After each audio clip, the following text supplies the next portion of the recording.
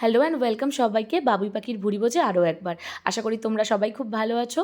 সকলকে জানাই Mary merry Christmas.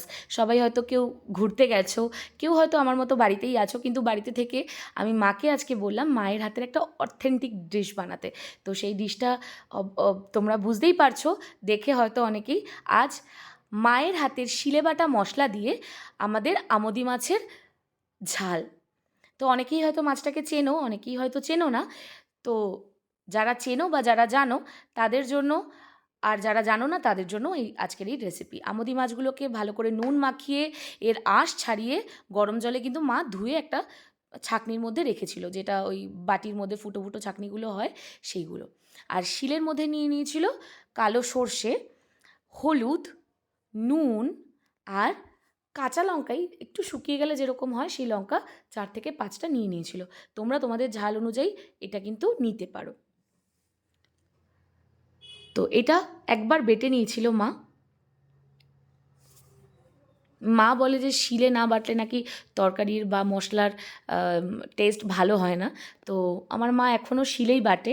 এবং একটা পুরোনো দিনের একটা জিনিস তোমাদের সাথে শেয়ার করব আজকে, সেটা পরে বলছি। এইভাবে আমার মা মশলাটা বেটে নিচ্ছিল,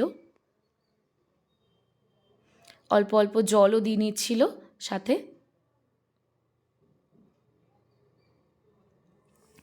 এইভাবে বেটে নিচ্ছিল। আসলে আমাদের ম্যাক্সিমাম রান্না আমার মা শিলেই তার মশলা বাটেন।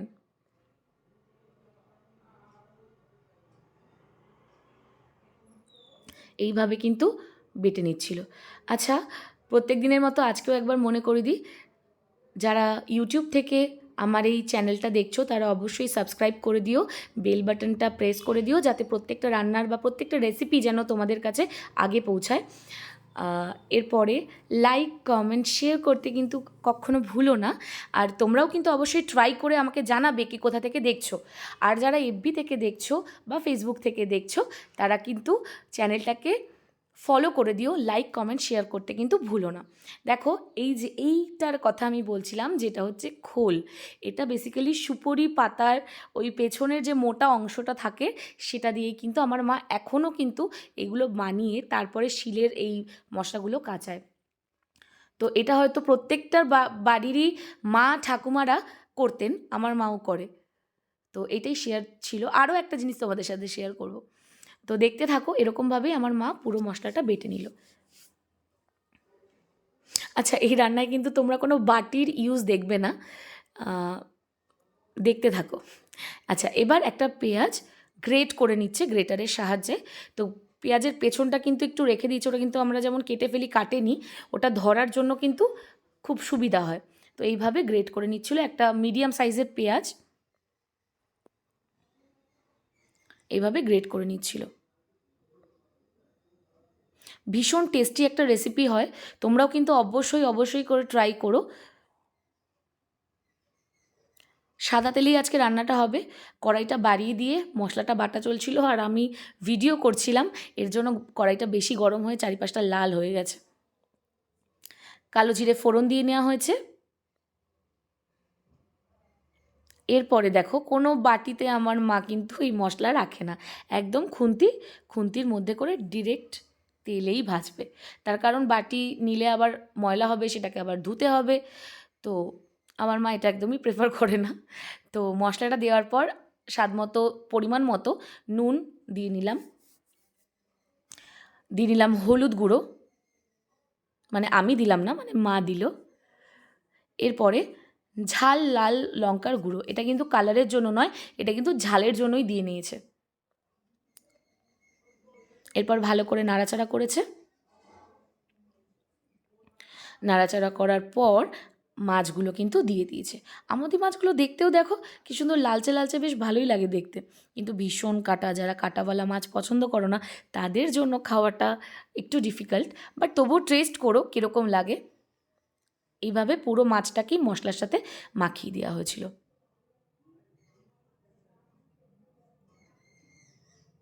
এরপরে মায়ের হাতের আরও অনেক রেসিপি আমি আপলোড করব। আচ্ছা দেখো, মা যেটা দিয়ে ধরেছে কড়াইটাকে, এইগুলোও কিন্তু কি বলে আমি ঠিক নাম জানি না, মানে এটা কোনো কিছু গরম বাটি বা কড়াইয়ের এই হ্যান্ডেলগুলোকে ধরতে খুব উপযোগী, মানে ভীষণ ভালো লাগে। সাঁড়াশিটাও দিয়েও ধরা যায়, কিন্তু এইভাবে আমার মা এইগুলোই ব্যবহার করেন। এর মধ্যে মা একটু জল ছিটিয়ে দিল যাতে মশলাটা একদম কড়াইতে লেগে না যায়। আর এই রান্নাটা কিন্তু একদম লো ফ্লেমে হবে, কোনো রকম হাই ফ্লেম এখানে চলবে না।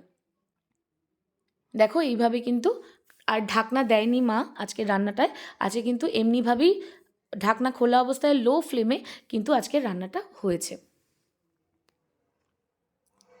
এটা গরম গরম ভাত দিয়ে শীতের দুপুরে যা লাগে না, জাস্ট অসম। দেখো এইভাবে মাঝে একবার নাড়াচাড়া করে দিয়েছিল। দেখো এইরকমভাবেই আমার মা কাচিয়ে কুচিয়ে রান্না করে যাতে কোনো মশলা ওয়েস্ট না হয়। যদিও এখনও সেটা আমি শিখে উঠতে পারিনি, আমার হাতে বেশ কিছু ওয়েস্ট হয়, কিন্তু চেষ্টা করি ওয়েস্ট না করার। আচ্ছা, ওপর থেকে একটু ধনেপাতা ছড়িয়ে দিল। দেখো মশলা থেকে কিন্তু তেল বেরোতে শুরু করেছে। এবার এইভাবেই 20-25 মিনিট মতো একদম লো হিটে রান্না হবে।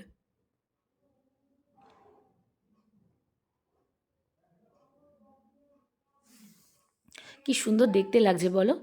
আচ্ছা, তোমরা আজকে কে কোথায় ঘুরতে গেছো, কি কি মজা করলে অবশ্যই কিন্তু আমার সাথে শেয়ার করো।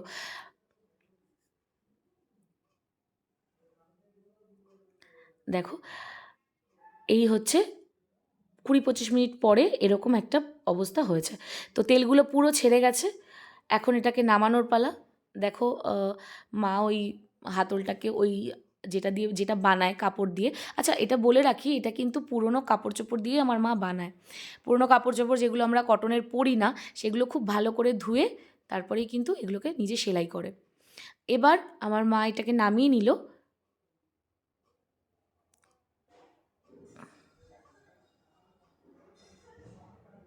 এই হচ্ছে সার্ভ করছে। যা সুন্দর গন্ধ বেরোচ্ছিল না, জাস্ট কি বলবো, মনে হচ্ছে সকাল সকালই ভাতটা খেয়ে নিই, কিন্তু খাইনি, ওটা দুপুরের জন্যই রাখা হয়েছে। ভীষণ সুন্দর হয়েছে। এই এইভাবে আমার মা কিন্তু সার্ভ করেছিল।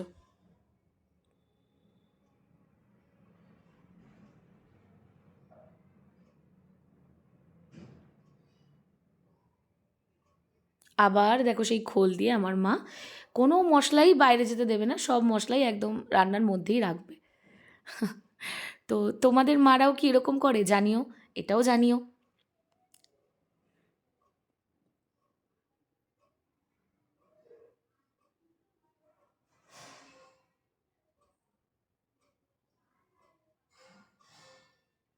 এই হচ্ছে আমাদের রেডি।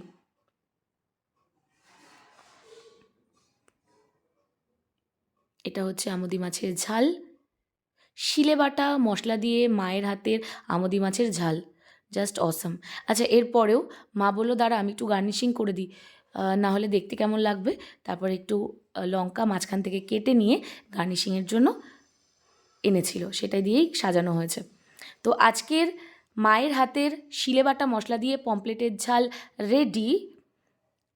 তো তোমরাও অবশ্যই ট্রাই করো, জানিও কেমন লাগলো।